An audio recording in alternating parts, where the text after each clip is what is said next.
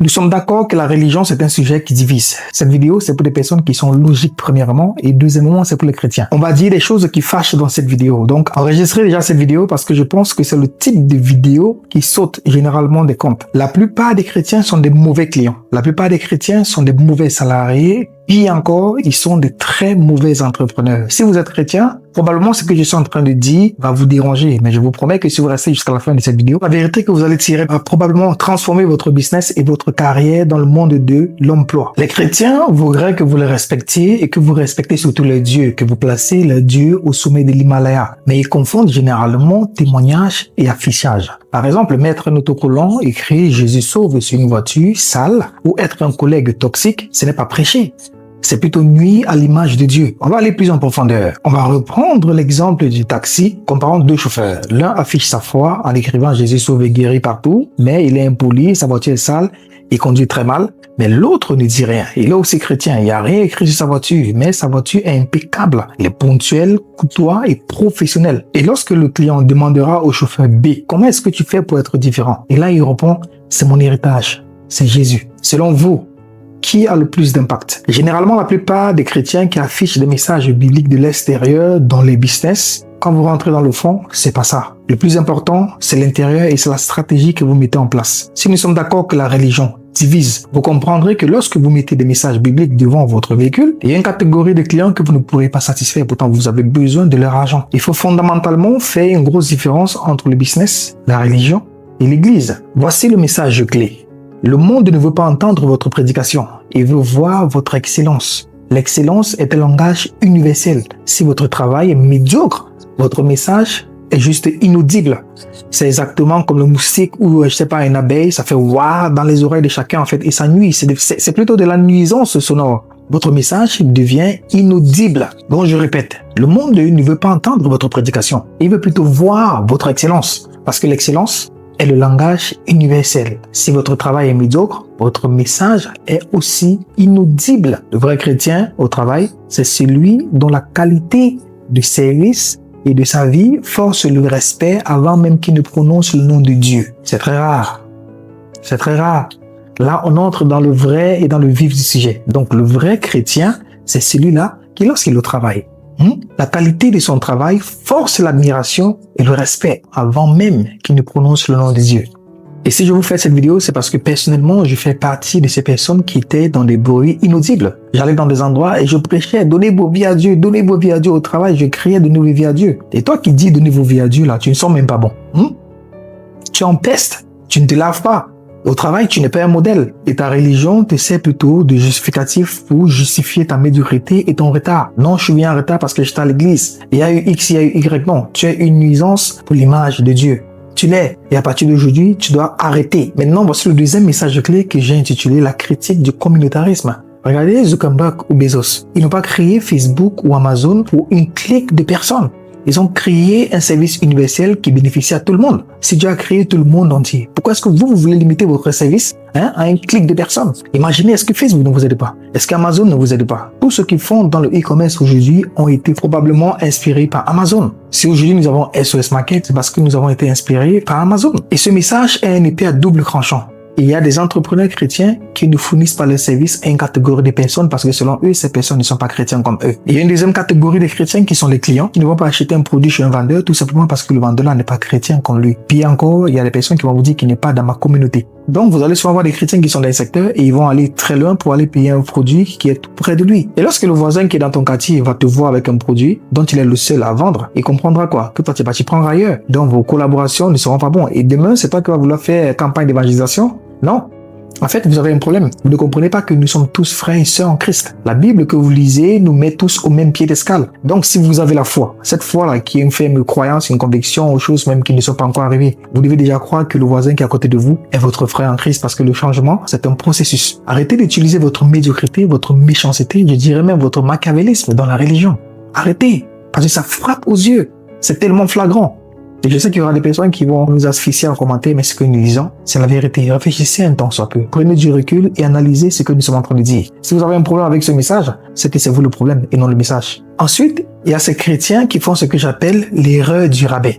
Et une fois de plus, c'est à double tranchant parce que toi qui acceptes de rabaisser ton prix parce que c'est ton frère en Christ, tu as un problème, tu ne respectes pas les codes du business et ton business va mourir et tu vas accuser tout le monde. Fais les nuits de prière, pourtant tu as un problème de principe. Hein? Bon, à vous les chrétiens là qui êtes toujours en train de vouloir demander les prix d'amis, les prix des frères en Christ. C'est quoi ça? Je vais vous dire ce que vous êtes en train de faire. Vous n'êtes pas en train de soutenir le business de votre frère, vous êtes plutôt en train d'affamer son business, vous êtes en train d'asphyxier son business, vous êtes en train de tuer son business. Ce que vous devez faire à la place, c'est quoi? C'est de payer au prix, ou bien même faire l'effort de payer au-delà du prix. Comment j'ai compris ce message? Et que tu viens en tant que frère me vendre un produit, si ça coûte 1000 francs, et j'ai la possibilité de te donner 2000, je te donnerai 2000, mon frère, pour t'encourager et pour t'aider à grandir dans ton business. We need to upscale, we need to upgrade. Le problème avec les chrétiens, c'est que vous ne vous rendez même pas compte. Vous êtes stagnants. Vous êtes des nains entrepreneuriales. Vous êtes des nains. Vous avez commencé, après ça s'est arrêté parce que vous ne maîtrisez pas les codes. Vous fermez souvent vos business pour aller prier à l'église. Vous dites faire de la diaconie, vous fermez votre... Ah non. C'est trop. Je ne veux pas entrer dans beaucoup de détails en fait. Restons sur le message clé parce que ça, c'est fort. C'est très fort. Je prie que Dieu ouvre l'intelligence et la sagesse de votre cœur pour que vous puissiez comprendre le message. Vous voyez, je me suis habillé en blanc. Hein? Donc je viens en paix. Je viens en paix. Je ne m'habille généralement pas en blanc. La couleur préférée, c'est le noir. Mais là, vous voyez, je viens en paix. Je vous prie de comprendre ce message parce que Dieu me met à cœur de vous donner ce message aussi pour que ça puisse nous aider, nous chrétiens, pour qu'on puisse justement rehausser l'image de Dieu à travers l'excellence. Oui, que nous travaillons vraiment de façon assez parfaite au point où lorsqu'on parle de Dieu, on dit oui, ces gars-ci, non. Ils sont un exemple. Et quand vous faites généralement bien les choses, on va même venir vers vous pour vous demander comment est-ce que vous faites, c'est quoi votre secret? Et là, vous direz, Jésus-Christ. Comme c'est beau. On va prendre un exemple très simple dans la Bible, ok? On va pas écouter ce que le pasteur a dit. On va remettre les choses dans son contexte pour qu'on comprenne un petit peu. Vous avez vu l'image où Jésus est assis avec les païens. Les disciples sont en train de critiquer Jésus. Ils chahutent d'abord entre eux. Ensuite, ils critiquent Jésus parce que Jésus est assis avec ces païens-là. Réfléchissez un temps soit peu. Si Jésus était en train de prêcher ces païens, nous sommes d'accord que les disciples ne seraient pas en train de bouder. Qu'ils ne seraient pas en train de reprocher Jésus. Et qu'est-ce que Jésus les a dit? Je suis venu pour eux.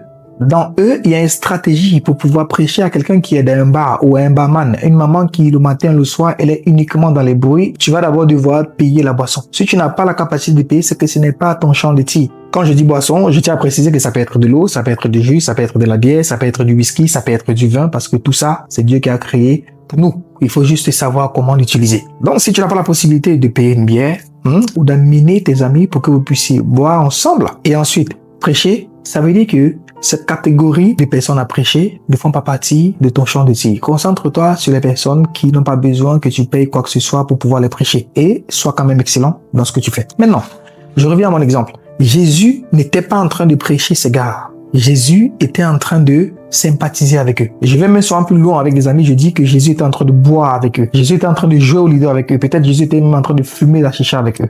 Oui, je le dis et je l'assume. Parce que si les disciples sont restés et ont critiqué Jésus, c'est parce que il était en train de faire quelque chose qui n'avait rien à voir avec la prêche. Je ne sais pas si on dit la prêche ou le prêche.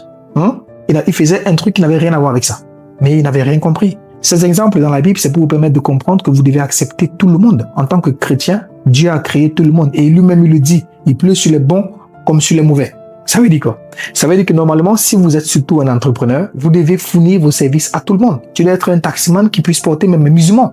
Tu dois être un taximan qui puisse porter, je ne sais pas, même un bouddhiste. Même un athée. Mais quand tu mets ton Jésus sauve et guérit là, sois intelligent, mon gars. Sois intelligent. La Bible dit que soyez renouvelés par le moyen de l'esprit, en fait.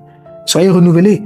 Aujourd'hui, ce n'est plus ça qui compte. C'est ton excellence, ta courtoisie, ton professionnalisme, ta propreté dans ton véhicule qui va permettre à ce que ton message puisse être accepté. Parce que nombreux sont entrés dans cet affichage-là et ils paraissent. Pourtant, dans l'intérieur, Dieu veut les vomir. Vous savez ce qu'il dit dans Isaïe? La fumée que vous êtes en train de m'envoyer là ne me sert à rien parce que l'état de votre cœur est impur. Je préfère que vous corrigez l'état de vos cœurs. Arrêtez de m'envoyer cette fumée. Ou bien si vous voulez m'envoyer cette fumée-là, rassurez-vous que l'état de votre cœur soit propre. S'il faut choisir un entre les deux, vous savez ce que Dieu choisit. Donc arrêtez de paraître. Arrêtez de vulgariser les messages bibliques ici et là. Pourtant dans votre cœur, on sait que c'est mauvais. Arrêtez de vulgariser les messages bibliques ici et là. Pourtant on sait que dans votre famille, entre vous, ça ne donne pas. On sait que ça pète. Si vous êtes comme moi, vous aimez les résumés, donc on va faire un petit résumé de ce que nous avons dit dans cette vidéo. Donc la vraie évangélisation, c'est la compétence, l'intégrité, la ponctualité, la bienveillance et j'en passe. Tout ce qui est bien. Soyez tellement bon dans ce que vous faites au point où les gens vous demanderont pourquoi vous êtes si différent. Et là, vous allez placer Jésus. Là, vous allez placer Dieu. Quelle bonne stratégie. Et ça s'applique à tout. Et je suis content, en tant que chrétien, de donner une très bonne stratégie comme ça, même à un musulman. Et surtout, retenez très bien que la religion, c'est un sujet qui divise. Donc, si vous êtes un homme d'affaires, si vous êtes un entrepreneur, même si vous êtes bouddhiste, même si vous êtes musulman, sachez que le tout premier objectif de votre entreprise, ce n'est pas de prêcher, c'est de rentabiliser. Pour que vous puissiez payer vos charges, payer vos loyers, payer vos employés, grandir votre entreprise et créer plus d'emplois. Et le secret pour changer radicalement votre vie, c'est de passer à l'action. Lorsque vous recevez une information, lorsque vous apprenez de façon théorique, vous comprenez à 10%. Mais lorsque vous passez en phase pratique, vous comprenez à plus de 90%. Donc, faites l'effort de le mettre en action et voyez comment tout change dans vos activités. Aujourd'hui, on a besoin des chrétiens excellents, professionnels, courtois. On a besoin des personnes qui vont être à l'image de Dieu. Vous allez même souvent voir, ils vont écrire les Jésus sauvé guéri dans des plaques qui sont déjà délabrées, en train de tomber. Non, ça c'est pas Dieu ça. Vous connaissez vraiment qui est Dieu? Parfois quand j'arrive, il m'est même déjà arrivé parfois de me cacher en tant que chrétien. Parce que je dis que non, l'image que j'ai là ne peut pas représenter Dieu. Non, j'ai honte en fait. J'ai pas honte de prêcher la parole de Dieu, mais j'ai honte de ce que je suis en train de représenter en tant que chrétien. Tu ne peux pas dire que tu es un enfant de Dieu, mais tu es médiocre. Tu ne peux pas dire que tu es un enfant de Dieu, mais tu es quelqu'un qui... Bon bref, il faut pas qu'on tire. Restons focus précis. Vous devez être universel, vous devez avoir des services et des attitudes qui acceptent tout le monde. Comme la Bible dit, il pleut sur des bons comme sur des méchants. Donc voilà. Si vous êtes intéressé, on pourra peut-être faire d'autres capsules comme ça. Aujourd'hui, c'est dimanche. Voilà. Mais retenez surtout que lorsque vous êtes positif, vous êtes 31% plus intelligent. Mais lorsque vous êtes vexé, négatif, de mauvaise humeur, vous êtes 31% plus bête. C'est pas moi qui le dis, c'est Chris Voss qui le dit dans un de ses livres que nous avons déjà résumé et que nous avons justement mis sur pratiquement toutes nos chaînes. Vous pouvez le voir sur Facebook, YouTube, TikTok, en fonction du réseau qui vous convient. Forcément, ça va vous aider dans votre développement personnel. Portez-vous bien.